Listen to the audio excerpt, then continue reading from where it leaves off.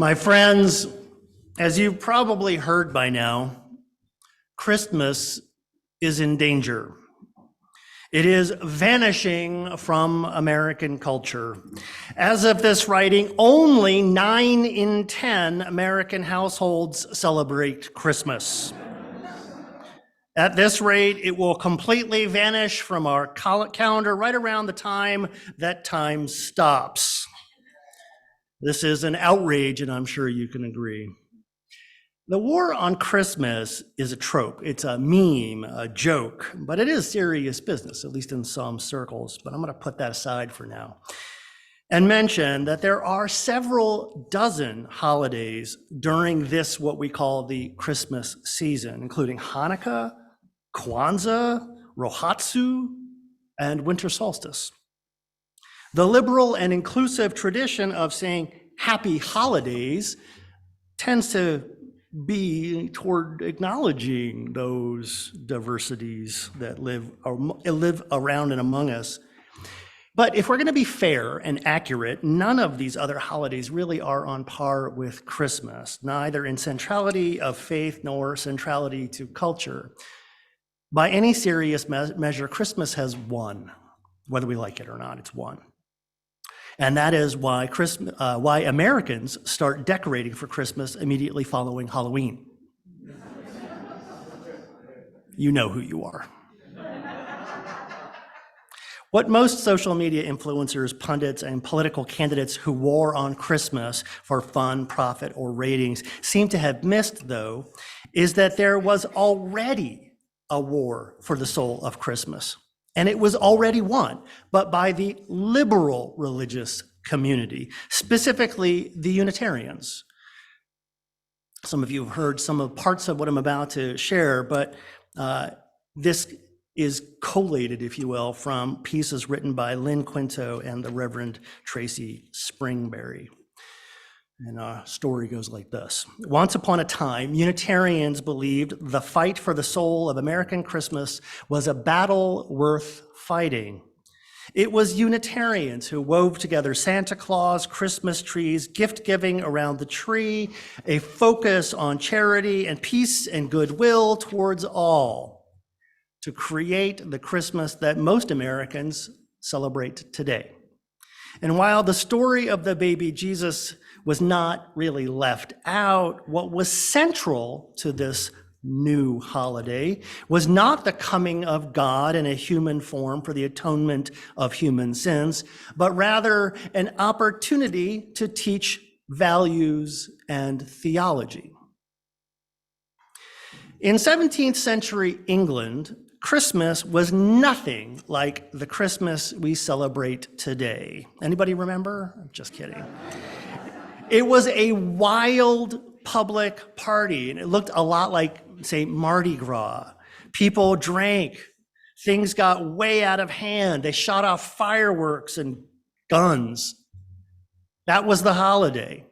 They got a little too friendly with each other.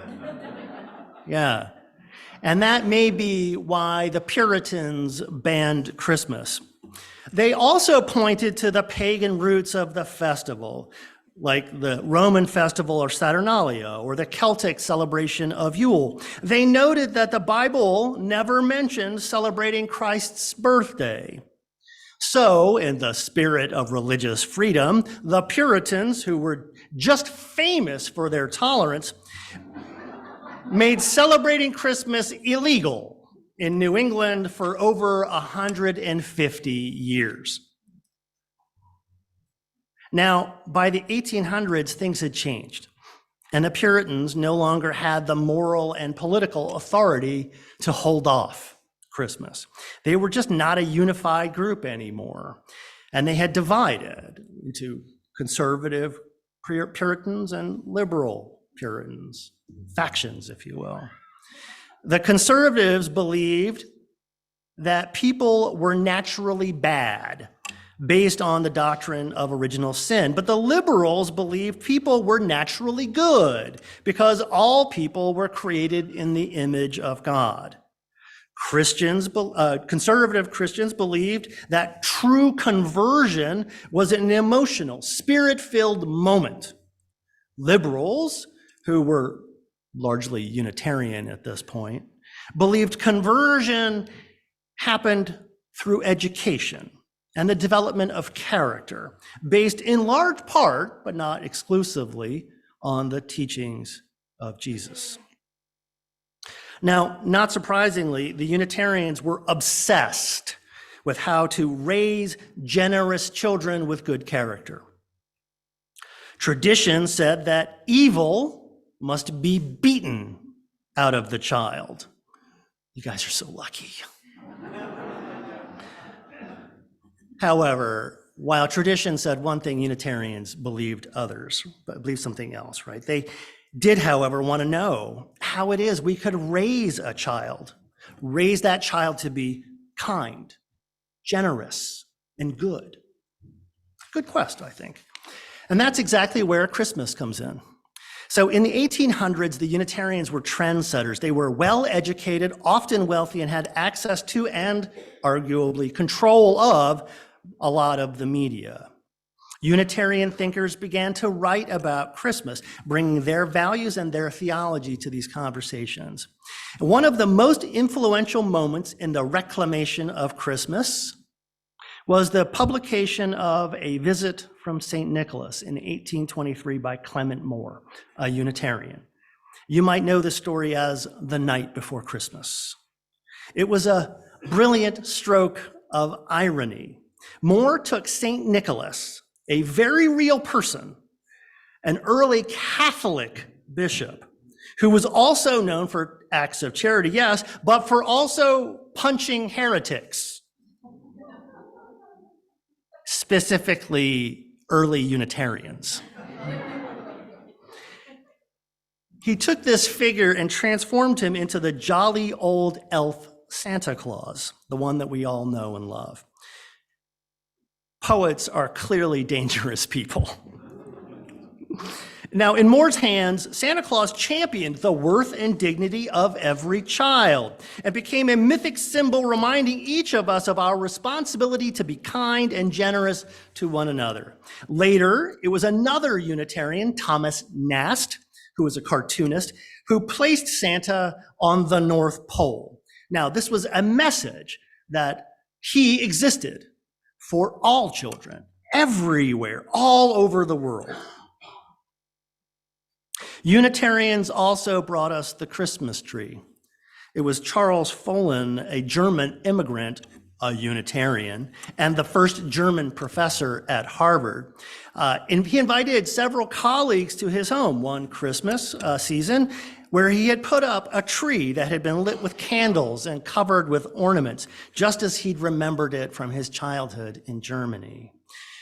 Two of his Unitarian guests wrote about this experience, and in short order, middle-class Americans all across the country were doing likewise, celebrating Christmas by putting up Christmas trees. Unitarians also brought in the idea of family gift giving. Again, this is a tradition that came from Germany. Samuel Coleridge, the Unitarian poet famous for the rhyme of the Ancient Mariner, traveled to Germany one winter, and there he saw a ritual around a decorated tree where not only did the children receive gifts from their parents, but they also gave gifts to their parents. Coleridge loved how this tradition taught children about generosity and unselfishness, and his story was published in the Christian Register, the official Unitarian magazine at the time. This quickly then became part of the American Christmas tradition. Unitarians also brought Christmas charity. Some of you may have heard of this story, A Christmas Carol. Anybody heard of that one? Which version are you into? Yeah, it's a lot of them out there. But it was originally written by British Unitarian Charles Dickens, who makes the case that this was a time to gather family and friends around overflowing dinner tables and Christmas trees filled with lights, decorations, and toys.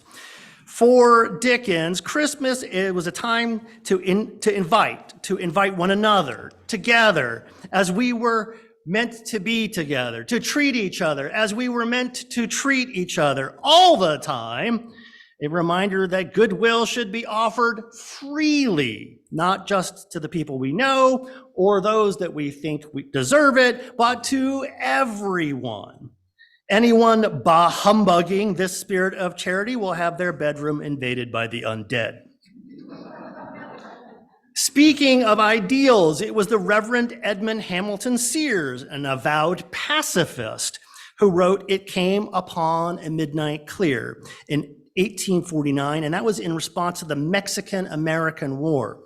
In it, he says that the call to peace and goodwill to all is as loud on any other day as it was on that midnight of old, if we would but listen in solemn stillness. Similarly, the Unitarian poet Henry Wadsworth Longfellow wrote "Christmas Bells," a poem, just months before the end of the Civil War. That poem captures the despair felt by the nation after years of bloodshed. Quote, "Hate is strong and mocks the song of peace on earth, goodwill to men," end quote. Odd to us now, perhaps, but this was one of the first popular attempts to link Christmas with peace. You can find that poem set to music. It's hymn number 240. And just for fun, it was James Pierpont, the homesick son of a Unitarian minister, who wrote "Jingle Bells" when he was stuck in Savannah one Christmas season. My friends, the joy and spirit of this season is our legacy. Because of our ancestors, most Americans try to make sure, just like Santa and a visit from St. Nicholas, that children receive gifts, that the food banks are full of food, and that at least for a few weeks, just for a short time, people everywhere are cared for. And that is how the Unitarians saved Christmas. Happy holidays. Visit us at uusg.org.